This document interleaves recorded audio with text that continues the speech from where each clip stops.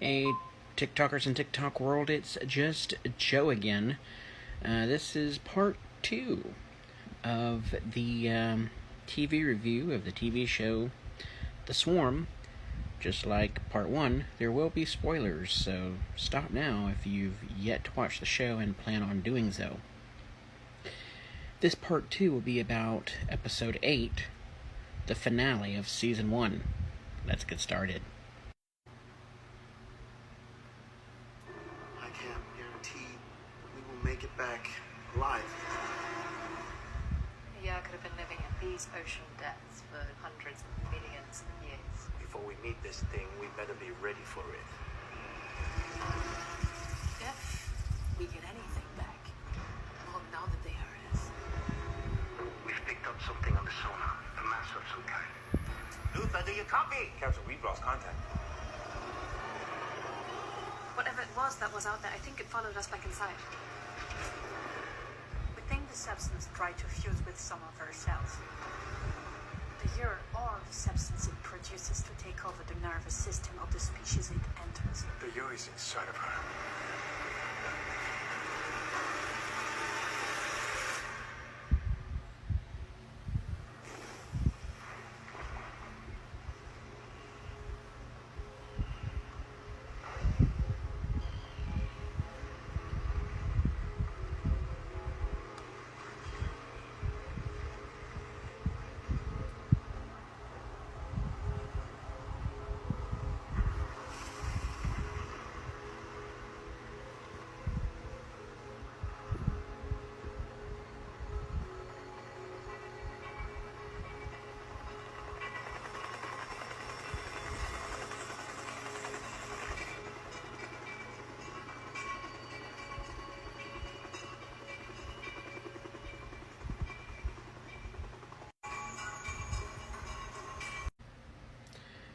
So that's a preview between 1 through 7, leading up to now, episode 8. Let's continue.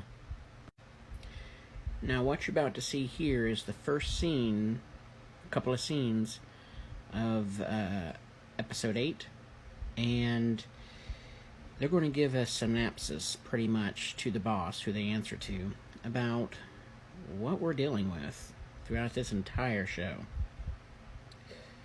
It's kind of out there.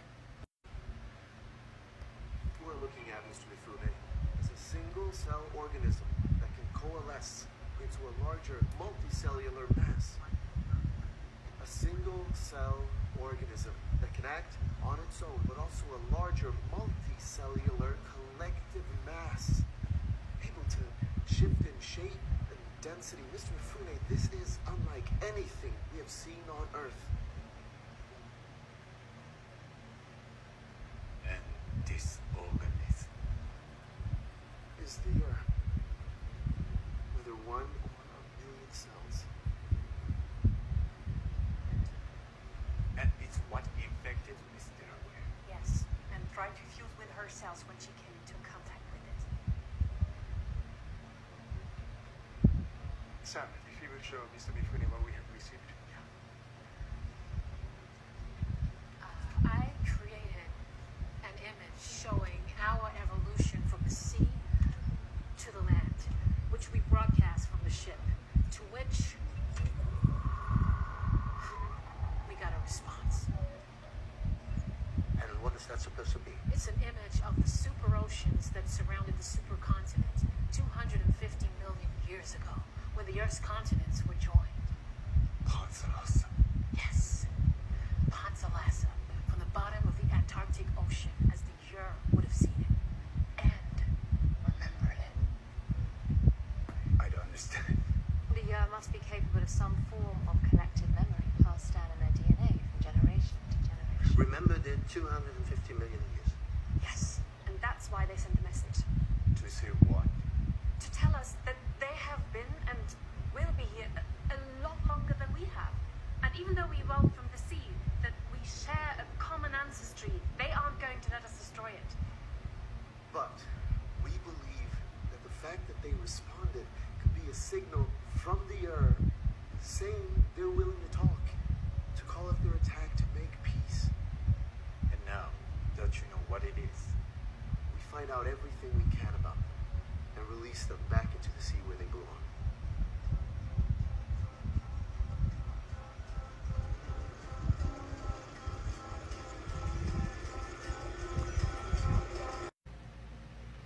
So what is this one-celled organism that has a higher intelligence than all of mankind, that can be one cell or multiple cells at its wish and its ever will? It can change itself into any shape. It can get inside of any human or any creature and mutate them and to do its bidding and its will. What does this one-celled organism that's been here longer than us want for peace? End capitalism. Quit looking for natural resources.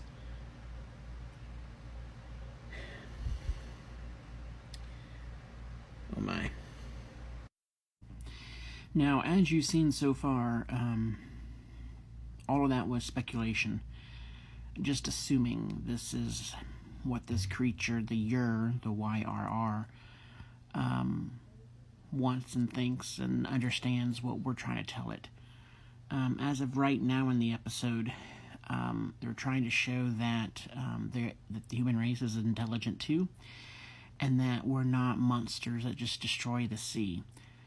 So their idea to prove to the that we can change, they're sending the noise of whales to it, something that it would hear daily in the ocean. And the idea is when it hears the noise of whales that we're sending to it, it'll know that we quit hunting the whales long time ago, so that they can go from a population of 500 to 25,000. I don't know how that was supposed to make them know that, but that's what the humans are assuming. This creature will just instantly understand when it hears the common noise that it hears every day of the sound of whales. So, in response to whale noises, the somehow made the ocean have a tsunami out in Africa. Now, remember, they're in Antarctica, but it made a tsunami come, and it knew somehow that one of the crewmen on the boat was from a tiny village in Africa. Made this tsunami come out and wipe out the village, completely killing everybody. That was its response to the sound of whales. So the way, like I said, they've been attacking mankind is by sending lobsters and crabs onto Earth, out of the sea and onto the shore.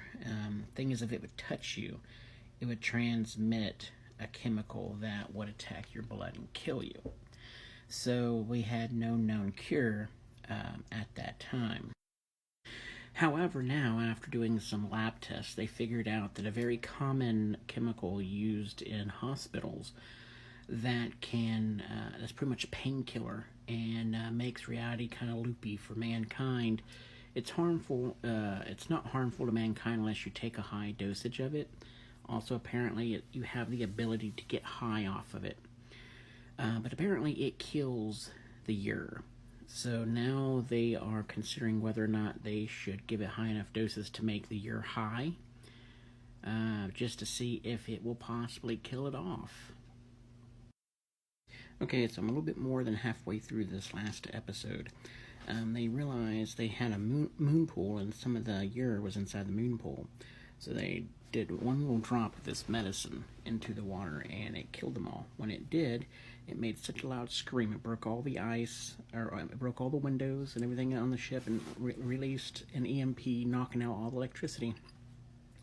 So now their plan is to inject a human being that had died during that scream with this medicine, and then lower him into the furthest part of the ocean as possible to kill this one group of which has now grabbed the boat and is ramming it into, one iceberg after the next, trying to sink their boat, hoping that this one little group will die, and not scream loud enough because they're so deep in the ocean, let all the rest of the around the world know. I guess I'm going to have to do a part 3 because I'm out of time.